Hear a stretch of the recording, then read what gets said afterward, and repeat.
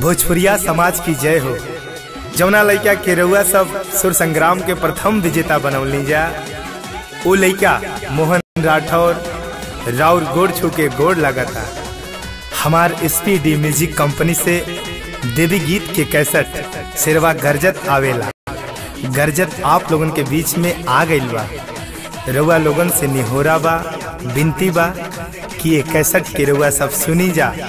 आय अपना मोहन बबुआ के खूब ढेर सारा आशीर्वाद दें जा कि हम अपना भोजपुरी भाषा, अपना भोजपुरी माटी की जियत जिंदगी तक सेवा करत रही।